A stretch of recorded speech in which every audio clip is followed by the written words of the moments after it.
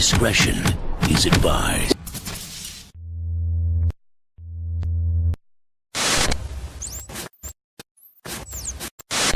Police releasing a sketch of a man they say killed 2 people in an armed carjacking last week. Investigators say the armed robber shot the men multiple times before taking off in one of the victims' cars. The incident took place near South Dixie Highway and Southwest 220th Street in Southwest Miami-Dade early Saturday morning. All right, here's another look at the sketch. If you know who this person is and have any information that could help, call Crime Stoppers in Dade, 305-471-TIPS.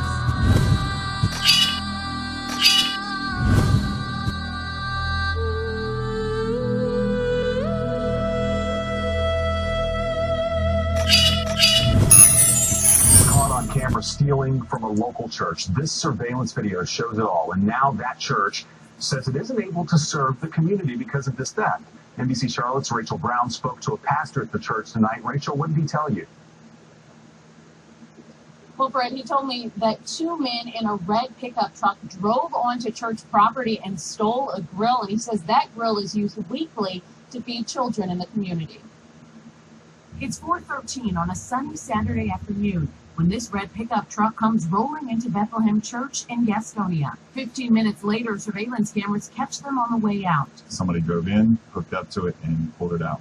It has to be towed. That large object they're towing is the church's $2,000 grill. Please bring it back because we need it. They sure do, because each week the church feeds area high school football teams and hosts youth nights with music, games, and food, often for kids who can't afford to pay for lunch. It's set right here where we're standing, just outside of the youth center. Now it's gone. You find yourself disappointed when something that is used on a very regular basis to serve others, to serve this community, to help people, is taken from you. So Cody posted these photos on Facebook. Look, already more than 2,000 shares. He's overwhelmed with the support they're receiving from community members. We've had a lot of people say, don't worry about it. If you need to borrow a grill, if you need somebody to come out and cook, we got your back. He's praying those who stole it just give it back so it can continue to help feed hungry mouths across Gastonia. And the church does not have a GoFundMe page set up, but if you are interested in helping, you can give them a phone call or go online to their website. All of that information is now on our website at WCNC.com. I would like the person who or whoever were involved, if they caused her death, that they be punished for what they've done. A sister's appeal for justice after a 61-year-old woman dies during a fight at a Compton park. Good afternoon. Thank you for joining us. I'm Ellen Leva. And I'm David Ono. This is Eyewitness News at 4 o'clock. The suspect was arrested and booked, but later released for lack of evidence. But investigators say plenty of people must have seen what happened, and they're asking for witnesses to come forward. Eyewitness News reporter Sid Garcia has the story. It was a warm summer night back on August 4th when things heated up between 62-year-old Patricia Davis and another woman at Tragnew Park in Compton. Detectives say Davis was yanked out of her wheelchair and the two started fighting. In this case, though, she ends up attacking her, getting on top of her. She's telling you, I can't, the victim's saying, I can't breathe, and she's not getting off her and continues to fight with her. The 67-year-old suspect was arrested and booked for murder, but she was later released for lack of evidence. Detectives say there were people playing sports at the park during the attack. They're asking for those people to come forward to tell investigators what they saw. I think that was a self-defense type thing, you know what I mean? This man says he tried to break up the fight. He walked away when the suspect got off of Davis. Back to check again, I was like, she still looked the same. So when I checked her, and I checked her palm and her throat, and her neck and everything, and I didn't feel nothing. I said, darling, I think she's gone. What prompted the attack, detectives don't know. Patricia Davis's family says the 62-year-old suffered from physical and mental challenges. She wasn't homeless. She just liked hanging out at this park for most of the day.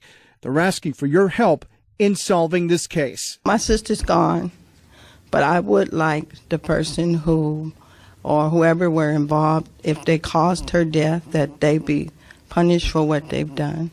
If you have any information on what happened here back on August 4th, you're urged to contact the LA County Sheriff's Department. You don't have to give your identity in order to do that.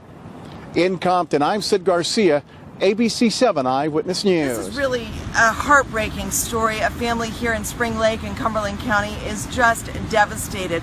Police say 79-year-old Bobby King shot and killed his 84-year-old wife Dorothy and his 55-year-old daughter Cynthia. Family members tell us King was suffering from dementia. Spring Lake family dealing with a double dose of grief this evening. All of this after a man called police to say he shot his wife and daughter.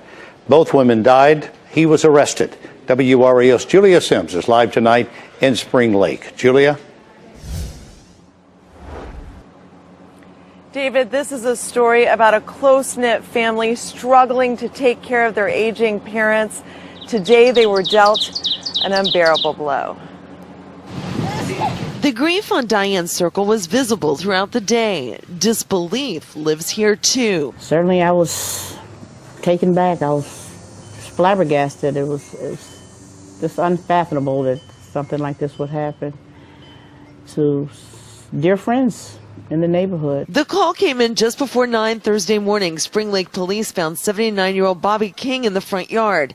They say he confessed. The chief tells us a 9mm gun was found inside. So were the bodies of his 84-year-old wife Dorothy and 55-year-old daughter Cynthia. They mean the world to me. My grandmother was the best grandmother ever. Cynthia King was a nurse and had moved in with her parents to be their primary caregiver. The couple, we're told, had health issues. The husbands were quite serious. My grandfather, he had dementia. He suffered from depression. The American flag is proudly displayed in the King's front yard. Bobby King is an Army vet with Special Forces and a medic at one point. He brought my baby to me when she was born.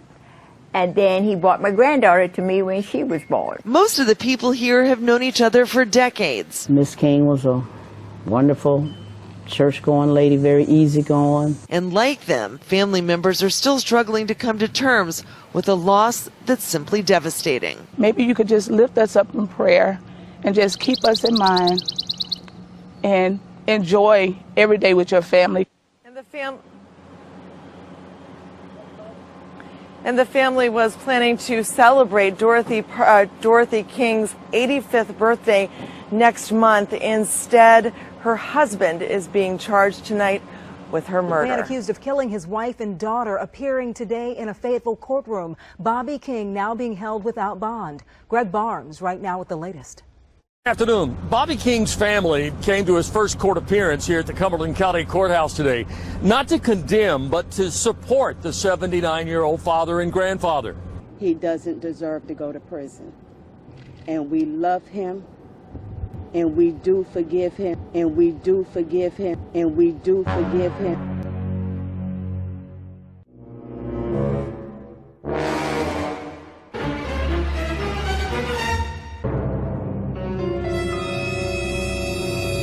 King was arrested at his Spring Lake home yesterday after he told police he shot and killed his 84-year-old wife Dorothy and 55-year-old daughter Cynthia. Their bodies were found inside the home. Police also recovered a 9mm handgun. At his first court appearance today, King stood before the judge and said that he understood that he faces first-degree murder charges. But family members say King doesn't really understand. They say he suffers dementia and other mental health issues.